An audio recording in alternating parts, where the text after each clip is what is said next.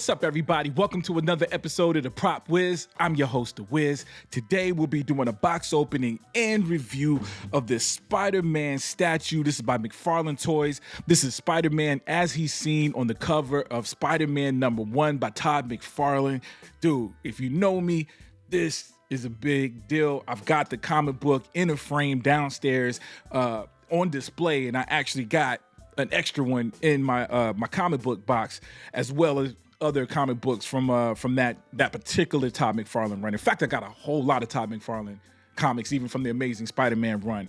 But this one specifically, man, was a big deal. This is when I think comic books started to become a little bit more commercial, at least when I noticed it, because this particular comic book was actually sold in wrapping in Walmart. They used to have these packages of comic books, basically like 4 or 5 comic books, and this was one of them. So that was the first time I was like, oh, dude, they got this in public where other people are going to be buying this. But anyways, had to get the statue. I love these series. He hasn't failed me yet. These are nice, affordable statues, plastic, of course, made out of plastic. They're usually around $40, sometimes $50, depending on where you get it from. I got mine from GameStop, so it was a little bit on that more expensive side, but still reasonable for what it is. Still dope. But anyways, let's do the box opening, man. Check it out. Boom. Looking cool. Again, very, very simple box. We do got Spider-Man #1 on the side. We got Spider-Man #1 on the back. Simple, super duper simple. So let's just dive into the box. Okay, Spider-Man. Dude, this thing is looking dope, son. Dope, dope, dope. Okay, let's just jump right into the actual guy. It's not a lot going on. This isn't like an action figure, 1/6 scale figure where you got a bunch of accessories. It's one little piece, so just keep it simple, man. But look at that. You got the spiders are actually glued on there or connected on there somehow. So they're actually 3D spiders, not nothing drawn. Dude, the webbing is looking dope. Looks a little plasticky, you know what I mean? You got this little translucent plastic thing, but I think it works well for what it is. But dude, the actual figure, I don't know if this is showing up on camera, but there are textures even in the mask, even in between the webbing, very similar to what you would see in the movie. There's like these little itty bitty squares. It's just giving it a texture. In fact, you see a little bit of it in the leg as well. Very, very dope. You got the classic Spider-Man, the one thing we're missing off of the movies. We haven't gotten that spider on the back of the Spider-Man costume yet. Hopefully it's coming soon. But dude, this thing is phenomenal. I do have my Spider-Man #1 here in fact, I got both of them for comparison. Dude, they are awesome. In fact, is it true? I think this bad boy comes with a comic book, a replica. Man, look at that. It actually comes with a replica.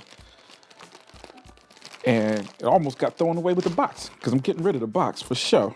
So that's the replica. So if you're someone who doesn't have Spider-Man #1, of course, this thing is going to be worthless.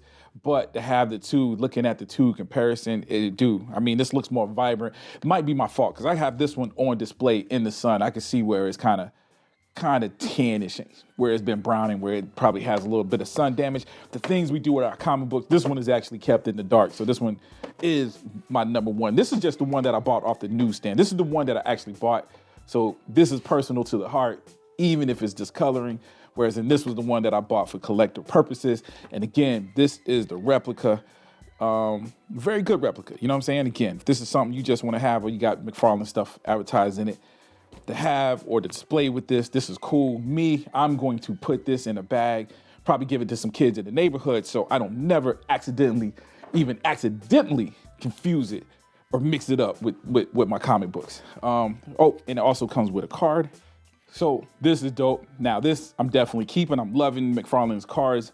I need to get me a little baseball card book where I can start displaying some of these, keeping those in there. But very, very, very awesome. Again, back to the figure itself, being able to see how it matches perfectly. The right size, even where the logo is right where it is on there. Dude, they did a very, very good job at matching this. That is phenomenal, y'all. But let me see what else we got. He's connected pretty well. Base isn't in the right home about, but again, from the front, you really can't see that. Everything looks good. Man, I think this might be one of my favorite little statues from him, man. It just looks like something that I've collected. It's nostalgia. You know what I'm saying? Nostalgia incarnate. I don't know why I said that. But anyways, man, we'll take this upstairs for our final thoughts and review. Okay, y'all, here we are back in the studio. This joint is dope. I already knew it was gonna be dope, man. When I bought it again, I've got quite a few of these statues. All of them are dope, man. There's different levels to them. I mean, there's definitely some that's way doper than other ones, but for the most part, the first one I copped, I think it was a Batman, was dope right out of the package. But dude, these things are getting better and better. The detail of this bad boy, on top of it just, again, representing one of my favorite comic books, man, Spider-Man #1. Even besides that, dude, this is just an awesome piece and a very, very good representation of McFarlane, both in his toys or statue making as well as his actual drawing, right? This is one of those few times, or not few, but it's not always the case, where we get a McFarlane toy based off of the McFarlane product nowadays, right? I mean, I guess that's a crazy statement because he started out with Spawn Toys. But I mean, in terms of the other properties like Marvel, DC, it's always cool to see McFarlane's work brought to life in this 3D in an affordable way. One other thing, y'all probably know, I spent $500 on a Spawn statue that was actually at a smaller scale than this. So I appreciate these little under $50 statues. Even though it's plastic, dude, the quality, like, come on. But anyways, with that being said, man, I rate this bad boy a 5 out of 5. I give it a top 5 score, dude. I think it's super dope. It's definitely up to par with the other ones. This is probably going to be up there with my favorites. I've got an Incredible Hulk downstairs as well that I think is kind of just its presence. You know what I'm saying? The price wasn't too much different than this, or probably the same. And it's way bigger, way heavier.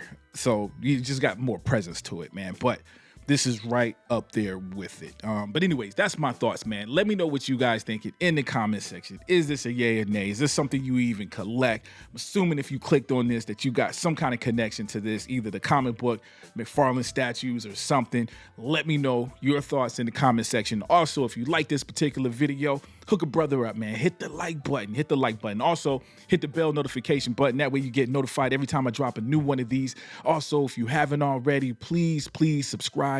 As always, I love you guys to death, and I'll check you out next time, all right? Peace.